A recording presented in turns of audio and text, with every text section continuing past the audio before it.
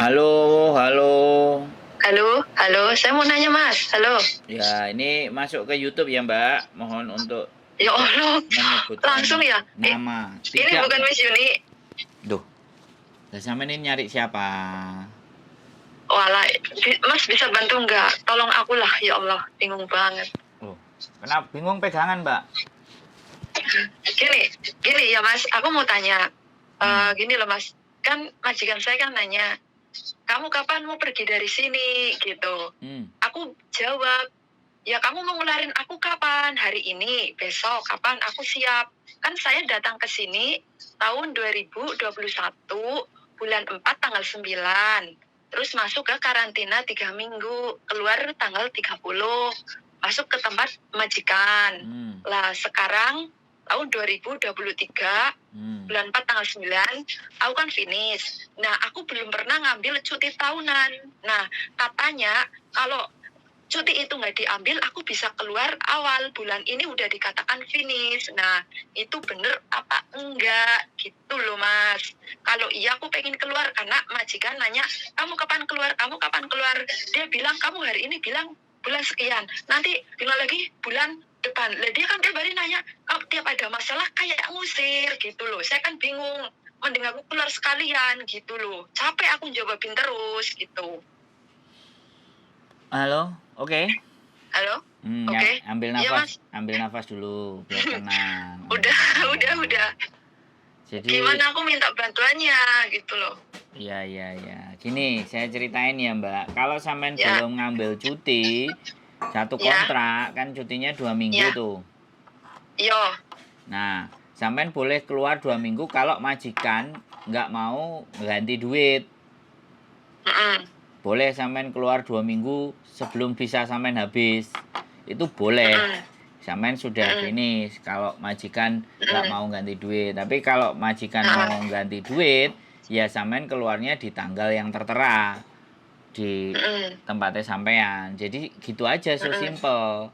Jadi gitu aja. Kalau sampean memang terhitung dari tanggal, ternyata tanggal itu masih ada jeda 2 minggu, sampean ngomong aku keluar tanggal sekian. Jadi kamu nggak perlu bayar cuti tahunanku, aku biar di luar kan kayak gitu. Ya gitu Tapi aja. majikan saya nggak mudeng. Saya maunya agenku itu telepon majikan saya menjelaskan gitu loh, Mas. Tapi belum ada yang telepon. Saya kemarin udah minta tolong, suruh jelasin gitu loh. Aku udah telepon telepon agent. Kata agent, oh berarti itu majikan kamu kurang paham. Nah, maksudnya aku, tolong bantu saya ngomong, jelasin ke majikan. Kayak gitu loh, Mas.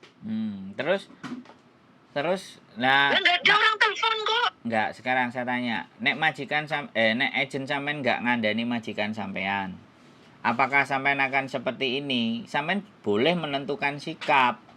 Sampean boleh aku keluar tanggal sekian. Kamu yakin apa enggak, percaya apa enggak, aturannya kamu ngerti apa enggak, aku keluarnya tanggal sekian. Karena seharusnya kamu kasih cuti aku 2 minggu, 1 tahun. Karena aku keluar sebelum hari hanya 2 minggu, ya udah, kamu tinggal ngasih aku uang transport 100 sama tiket aku pulang ke Indonesia sama gaji aku 1 bulan, selesai. Ngomong sendiri kalau Tapi agentnya kan majikan bilang gini, Mas, kamu bikin surat, kamu keluar dari sini tanggal berapa, bulan apa, terus kamu itu apa, aku suruh bayar. Loh, apa-apaan?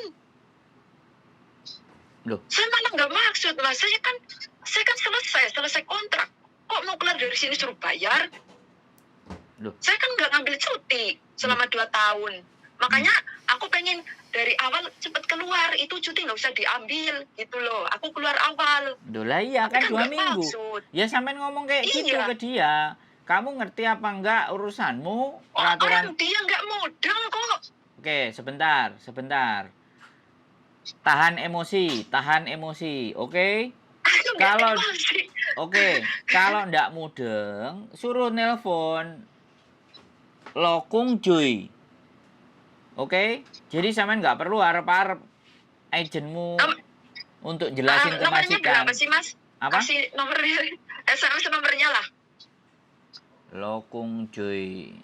Di buku mana, buku-buku. Nah, ini sampean cari. Kalau majikan nggak tahu, kalau majikan nggak terima nih ya, 271. Bentar. Ya Allah. Bentar, Mas. Untung ada kertas. Sebentar. 271. Terus 271 terus 71. 71-nya 2 kali ya? Yoi. Terus 771. 771. Yes, Labor Government Department of Hong Kong. Nah, suruh majikannya telepon situ kalau nggak ngerti. Nek gak percaya karo aku. Orang dia nggak mau kok. Loh. Mas, tak suruh telepon agenku, dia nggak mau.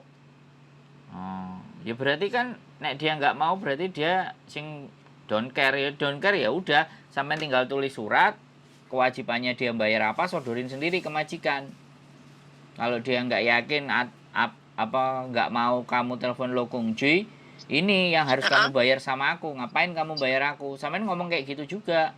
Nih gak percaya kamu tanya Lo Kung Ji, gitu aja selesai. Ini nomornya. Wong kamu ngeyel, kamu sok tahu, tak kasih tahu nggak ngerti, kamu cari tahu sendiri nggak mau. Maksudmu apa? Tinggal gituin aja. Orang Hongkong memang harus digituin. Sampean finish. Katanya dia, kamu nggak usah ngomong ini ngomong itu ke agent. Jadi kamu bikin surat biar aku cepet lapor ke agent kamu kayak gitu. Biar dia ngerti kalau bahwa kamu itu pengen keluar, ini kamu yang bikin surat kayak gitu. Aku nggak pengen keluar. Sampean ngomong gitu. Aku nggak kepengin keluar. Aku nih finish. Kamu ngasih aku duit nggak? Kalau kamu ngasih duit aku keluarnya tanggal sekian. Kalau kamu nggak ngasih duit aku untuk cuti 2 minggu sebelumnya aku keluar. Sampean ngomongnya gitu. Ya, sebentar mas. Si Lampir datang, aku suruh nyiapin sarapan. Sarapan makan malam. Ya wes. Aduh. Oke. Oke. Nanti sambung. Siap tante nih. Oke. Wis, ndang kowe ngomong bojoku piye? Ngomong, oke. Wonge gak enek, nyo. Waduh. Sayang rada gak ketok lho, sumpek. Dian sithik lah Darling. Nyo, wis wis ndang ngomong. Aku sebenarnya kepengen ngomongnya sama si mbaknya. Tapi mbaknya keburu ada majikannya bikin sarapan padahal waktunya sahur. Tapi ya wis gak apa-apa. Sebenarnya kalau masalah seperti ini, aku ingin tahu kronologinya finishnya kapan. Saiki kan udah tadi ditulis. Tanggal piro? Finishnya kapan? Aku pokoknya ditulis. Aku nggak fokus ke situ. Aku fokus dia harus menyampaikan sesuatu ke majikannya. Enggak, majikannya kan menyuruh dia untuk nulis surat. Iya toh? Kayak gitu kan. Ya udah, sodorin surat finish kontrak. Aku metu tanggal iki resign finish kontrak selesai. Terus sama bawa hitung-hitungan harus ada tiket.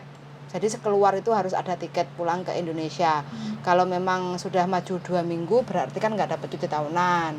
Terus habis itu uang 100 transport selesai. Wes ngono tok sebenarnya kepengen sama mbak, jadi nggak usah ribet kayak gitu. Loh, nggak ribet.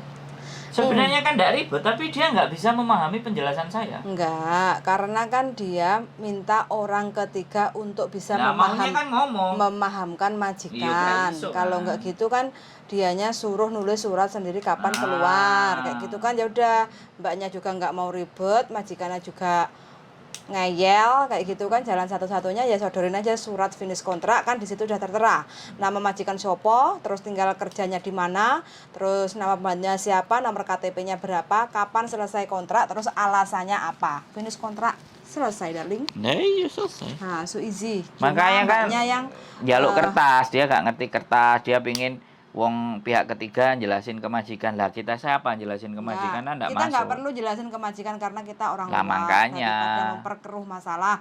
Jadi harus dikuatkan mbaknya aja, disiapin aja untuk kertasnya surat finish kontrak kayak gitu. Terus sama hitung-hitungan slip gaji kayak gitu. Jadi hitung-hitungan last payment ya, hitung-hitungan gajian terakhir.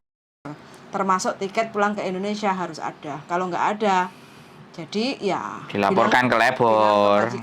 Kalau kamu nggak mau ngasih aku tiket, berarti aku pergi ke labor. Iya, labor urusan kamu sama labor kan selesai tuh.